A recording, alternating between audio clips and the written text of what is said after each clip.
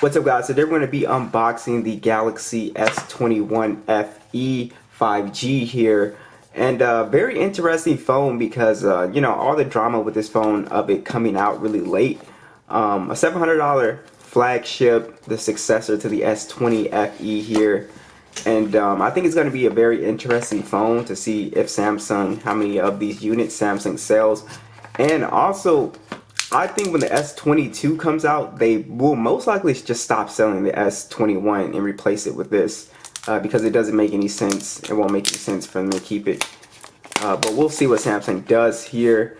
Alright, so this looks exactly like the S21 here, just slightly different here. We have a pretty much a plastic build on this phone here, but it feels very solid, and it feels a bit bigger than the standard S21. I believe the screen size is 6.4 inches here, but we do have a plastic matte back here, and this actually has an aluminum frame too as well, so it feels pretty solid still, just like the S20 FE. It doesn't feel cheap. I think this actually looks a little bit better than the S20 FE here. But let's go ahead and start this up. Now, Samsung has done away with the accessories in the box, of course, here, so there's not going to be anything here. SIM tool, paperwork, and this looks like a USB-C to USB-C charger. Alright, so what's interesting about the deals going on right now is you can get a pretty good deal on Samsung's website for a trade-in, or you can actually go the Amazon route, get a $100 gift card. I just bought it off the site, and you also get a free pair of Galaxy Buds. So either way you get it, you get like $100 for an accessory, or just for credit from Samsung if you want to do that.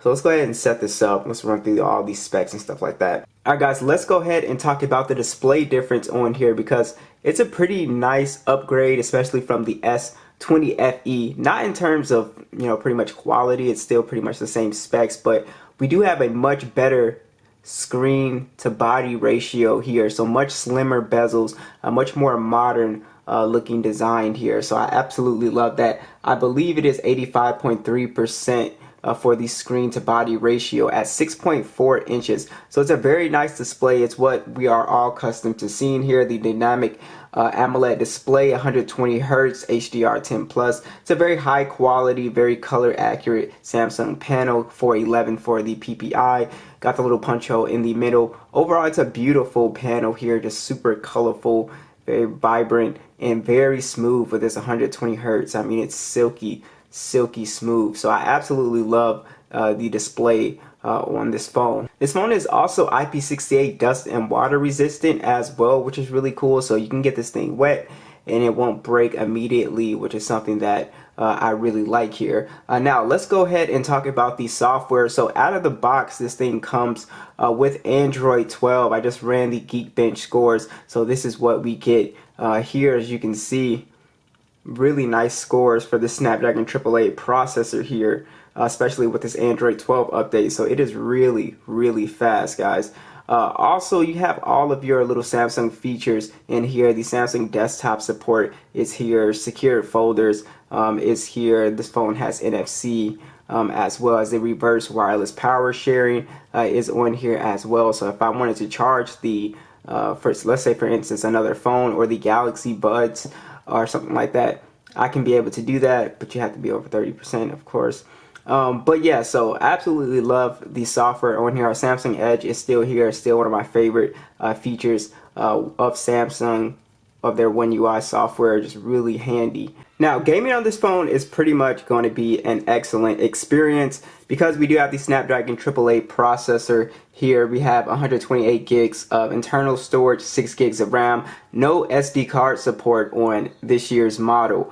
We also do have the Adreno 660, so game performance is going to be great. My concern with this phone is it going to get hot like some other Snapdragon 888 phones? So we're going to run a gaming test here probably tomorrow, and just to see, like, is this phone going to heat up? We'll do a battery drain test on it as well, see what kind of battery life we get on here too, just with straight gaming performance here. But so far, this is for right now the latest chip you can get, so of course it's going to be able to play pretty much anything maxed out, so it's just not going to be an issue here. Everything very fast, very fluid here.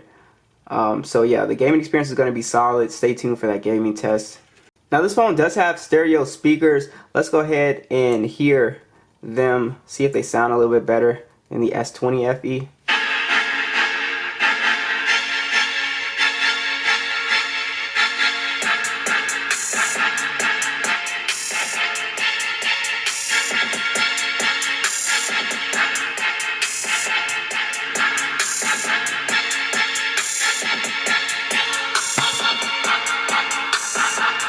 They kind of sound the same. I can't really hear a big difference, honestly. Let's see if Dolby Atmos is on. And where is it?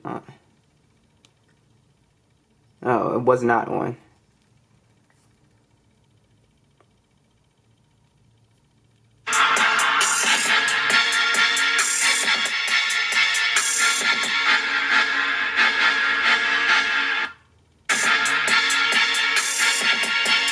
That didn't really make a difference though.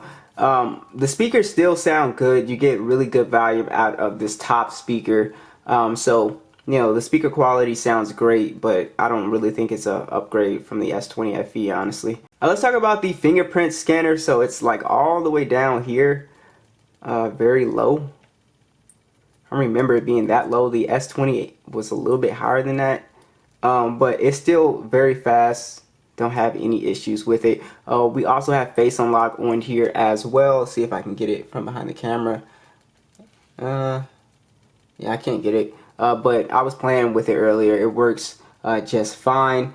And now let's talk about the cameras here, because this was I don't think the cameras are going to be a super big upgrade if you have an S20 FE. From what I've seen just from watching other people's videos, and we'll do that comparison also tomorrow, but the cameras on here are spectacular flagship quality cameras. So we do have a 12 megapixel standard, 8 megapixel telephoto, 3x optical zoom, a 12 megapixel ultra wide, as well as 4K video at 60 frames. And then we also have on here 32 megapixel selfie cam that also shoots in 4K 60. The images came out really, really great on this phone. Really good color accuracy, very good skin tones. It did pretty good in low light conditions as well too. The 3x zoom did a really good job. It still retained a good amount of detail. I was really happy, just like with the S20 FE's cameras, you get some very lush, colorful photos. The ultra wide still retains a good amount of detail as well. So I was just really happy with the camera quality on this phone here. Really no issues whatsoever. So the video on here, which I will show you, was also pretty solid. Be sure to let me know what you guys think about that. Check out the mic quality as well too. Alright guys, here's the video on the S21 FE here. Punch out to the ultra wide. Boom. And then we have our 3x zoom.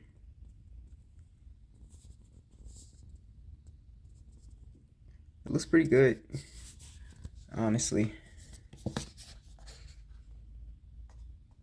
So I think the video is solid. What do you guys think? It's pretty smooth.